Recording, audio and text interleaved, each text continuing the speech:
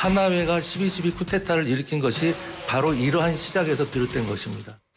이러한 무장할 수 있는 조직이 상부의 지시에 위반해서 임의적으로 모여서 정부의 시책을 반대하는 것은 대단히 위험합니다. 이상민 행안부 장관 발언을 지금 들으셨는데요. 전국 경찰서장 회의 12.12 쿠데타 얘기를 했습니다. 자, 일선 경찰들의 반발은 더욱 거센 상황인데요. 경찰국 신설 무엇이 쟁점인지 오늘은 필요성 중심으로 짚어보는 시간 갖겠습니다. 헌법학자이신 장영수 고려대학교 법학전문대학원 교수 전화 연결돼 있습니다. 교수님. 예, 안녕하세요. 네, 자 교수님. 자, 경찰국 신설 시행령 안이 오늘 국무회의를 통과할 걸로 보이는데 일단 8월 2일 날 공포 시행을 목표로 하고 있습니다. 교수님께서는 이 경찰국이 필요하다 이런 입장이신 거죠? 예, 방금 전에 말씀하신 것처럼 네. 경찰권은 크게 강화가 됐습니다. 검경 수사권 조정에 의해서도 강화가 됐고 또 2024년부터는 대공수사권, 국정원이 담당하고 있는 것도 경찰로 이관이 됩니다. 네. 그런데 이제 그에 반해서 이 권한이 커진 것에 반해서 검찰의 수사지휘권이 폐지됐을 뿐만 아니라 이 청와대 민정수석실도 폐지됨으로 인해서 이 경찰에 대한 통제는 오히려 상당히 약화된 상태입니다. 결국 여기에 대한 보완 장치가 필요하고 그런 점에 있어서 뭐 꼭 경찰국 신설이라는 방식이 아니더라도 뭔가 보완 장치가 필요하다는 점에 대해서는 이견이 없으리라고 생각을 합니다. 그 보완책 중에 하나가 경찰국의 신설이다 이렇게 보시는 거네요. 그렇죠. 그리고 저는 이와 같은 경찰국 신설이라고 하는 게 유일한 대안은 아니고 아하. 다만 이제 경찰국 신설에 대해서 경찰 쪽에서 반대를 한다면 예. 조금 더 합리적인 또 다른 대안을 들고 나와야지 아무런 통제도 받지 않겠다. 이렇게 비치는 것은 바람직하지 않거든요.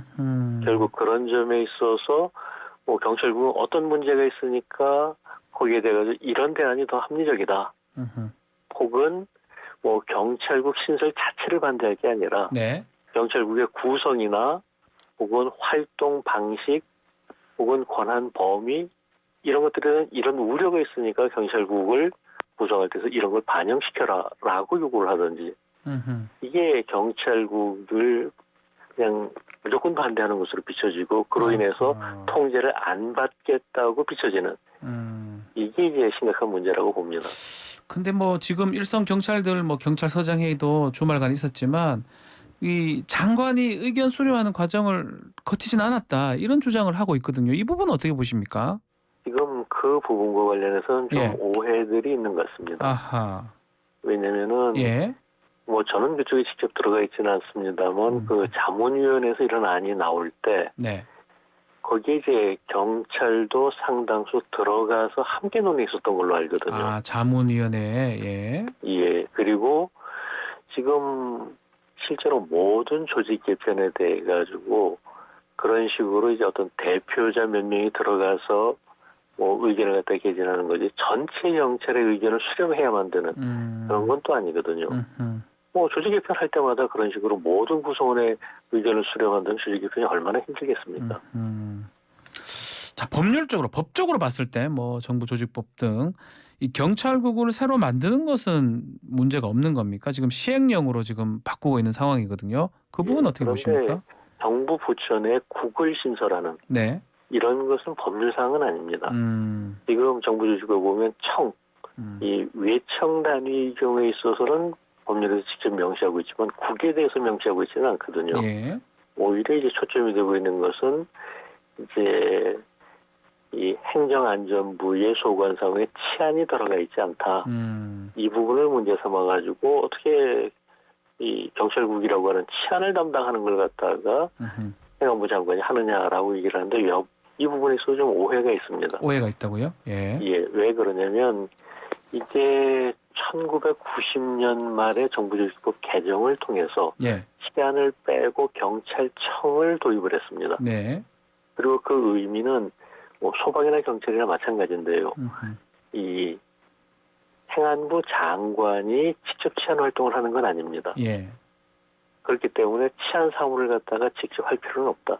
과거에는 행안부 내에 이제 치안본부, 치안국 이런 것들을 두면서 그쪽에서 관리를 하게 되면 치안이 필요했었는데 네. 이제 외청으로 경찰청을 독립시키면서 행안부 장관이 직접 치안 활동을 하는 건 아니다. 그러자 대신에 그 경찰청을 완전한 독립기관으로 두기는 그러니까 예. 이걸 행안부 산하에 두면서 이 관리 통제는 계속해라. 이게 당시에 이 정부조직법 개정 논의 과정에서 뭐 협의됐었던 그런 부분이거든요. 네. 처음에 이제 완전히 독립기관으로 하는 논의까지도 있다가 그건 곤란하다. 그래서 외청이 된 라고 것이다. 해서 예. 예 외청으로 하면서 이 행안부 장관의 관리 감독을 받도록 하자. 그때 당시 이제 내무부였습니다만. 네. 그런 이런 측면 점들을 생각한다면 뭐 치안이 빠진 게 오히려 이상한 게 아닌 거죠. 그러니까 그런 측면 충분히 이제 뭐 법률 제정 과정 개정 과정에서 있었던 것 같은데 이 91년도에 이제 외청이 된 거잖아요. 지금 말씀처럼. 예. 그러면 역사적으로 후퇴되는 거 아니냐 이런 얘기들이 항상 있거든요. 이 부분은 우리가 어떻게 봐야 됩니까? 지금 그 부분은 너무 한 면만을 얘기하는 겁니다. 왜냐하면은 방금 전에 말씀드렸던 것처럼 네. 권한은 커지고 통제는 작아졌습니다. 그러면 그것을 어떤 식으로 보완할 거냐가 문제되는데 과거로 돌아간다. 이런 식으로 얘기를 하면 그 과거에 그렇게 권한이 컸고 그렇게 통제 안 받았었느냐. 아하. 이 점은 외면하고 한쪽 면만 얘기하는 거죠. 자, 한편으로는 이 법무부의 검찰국하고 이 행안부의 경찰국이 이제 비교가 되는 상황인데 뭐 그 역할이 같다고 하면 경찰들은 왜 이렇게 반발하는 걸까요?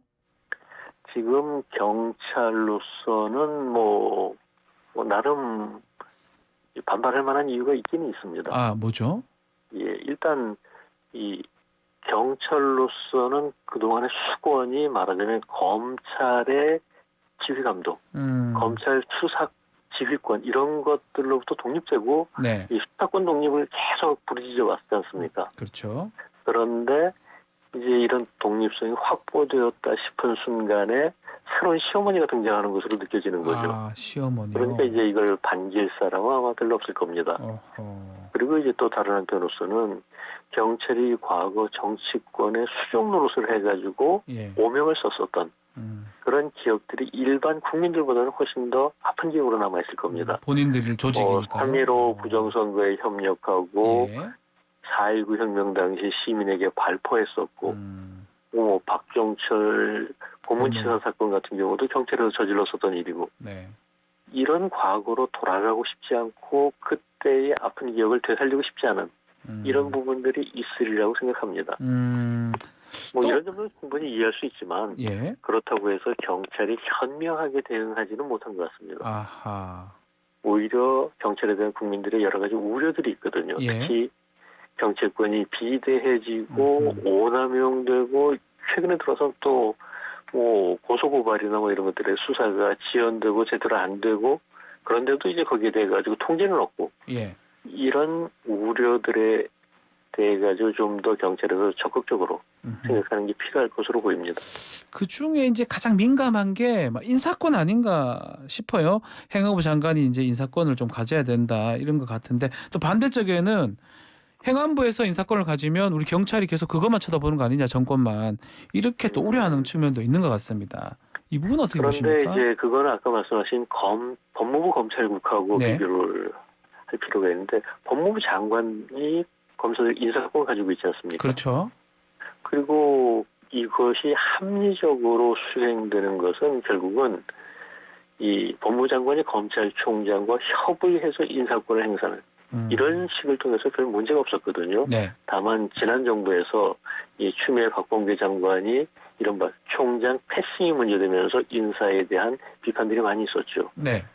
뭐 경찰청의 경우에서 이것을 거울 삼아서 행안부 장관이 경찰청장과 협의를 제대로 하도록 만들므로써 이 문제를 해결해야 되고 또 거꾸로 인사권을 완전히 행사하지 마라. 뭐 독자적으로 내부적으로만 하겠다라고 했었을 때 과연 그렇다면은 뭐 정부의 통제라고 하는 것, 관리 감독이라는 게 제대로 될 수 있겠느냐. 이것도 또 문제가 될 겁니다. 자, 다시 저 서장회의 한번 말씀을 좀 나눠보면요. 지금 전국 지구대장 또 파주 소장회의도 열릴 조짐인데 특히 행안부 장관이 쿠데타 얘기를 했던 부분 이게 오히려 갈등을 좀 악화시킬 소지가 없는 겁니까? 쿠데타라는 표현은 솔직히 좀 과한 점이 있죠. 네. 그런데 이제 여기에 대해 가지고 다른 한편으로서 생각을 하자면 예. 경찰을 보는 국민들의 시선도 생각이 좀 돼야 된다. 쉽게 얘기하자면은 뭐 국방개혁에 반대해가지고 군 장성들이 유사한 모임을 갖는다. 네. 이렇게 되면 국민들이 어떤 생각하겠습니까? 네. 특히 이제 과거에 뭐 1980년 신군부 쿠데타를 겪었던 사람들에게 있어서는 뭐 아마 이상미 장관도 그걸 떠올린 거 아닌가 싶은데 어허. 당장 불안하다.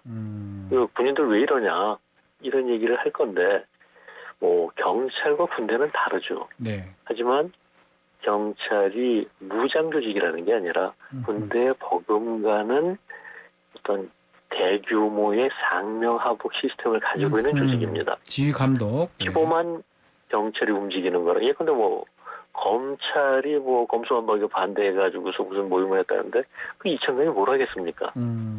하지만 15만 경찰이 조직적으로 움직이는 것에 대해서는 우려가 적지 않고 그것 때문에 다른 공무원 조직들과 달리 경찰에 대해서는 최근에 이제 소방까지도 이 노동조합 결성이 허용되고 있는데 경찰은 아직 시기상조다 이러고 있지 않습니까? 네. 그런 점들도 고려돼야 된다고 봅니다. 자, 그러면 요번에 그 서장회의 이게 집단 행동으로 봐야 됩니까? 아니면 회의 왜냐하면 또 한편에서는 뭐 월차 뭐 연가 내기도 하고 복장도 뭐 아니라고 하는 분들도 있고 뭐 휴가 주말 중에 한 게 뭐가 문제되냐 이런 얘기도 있습니다. 이건 어떻게 보십니까 법적으로? 지금 그런 집단 행동을 얘기할 때는 한 가지 기준이 아니라 세 가지 기준을 봅니다. 아, 세 가지군요. 예. 예, 첫째는 시간. 시간. 결국 근무 시간 중에 하는 거 안 된다. 예. 그건 뭐 지킨 것 같습니다. 예. 휴일이니까요. 두 번째는 장소. 어허. 공공기관에서 했었을 때, 공적인 장소에 했을 때는 이건 뭐 근무 시간 외다 하더라도 국민들이 보기에는 달리 느껴지거든요. 네. 그리고 세 번째, 이게 가장 중요한데 내용. 네. 도대체 무슨 내용으로 모여가지고 하느냐. 이 세 가지인데 지금 첫 번째 문제는 없지만 두 번째, 세 번째는 문제가 될 수 있습니다. 장소가 인재개발원입니다. 내용도 그렇고요. 그렇죠. 예. 그리고 이제 그 내용과 관련해서 주최 측에서 계속 얘기하는 게 단순한 의견 수렴이었다 이렇게 얘기를 하는데 보도상으로는 이제 어떤 찬성과 반대의 입장들을 갖다가 균형 있게 얘기하면서 어떤 조율을 하는 게 아니라 거의 이제 뭐 성토 비슷한 이런 식으로 나오게 된다면 이 국가 공무원 공무 규정이라는 게 있는데 네. 거기에 위반될 소지가 매우 큽니다. 이 국가 공무원 공무 규정 3조 2항에 따르자면 복무규정. 예. 이 공무원들이 집단이나 연명으로 단체 명의를 사용해서 국가 정책에 반대하거나 국가 정책의 수립 집행을 방해해서는 안 된다. 이런 명시적인 규정이 있거든요. 아하.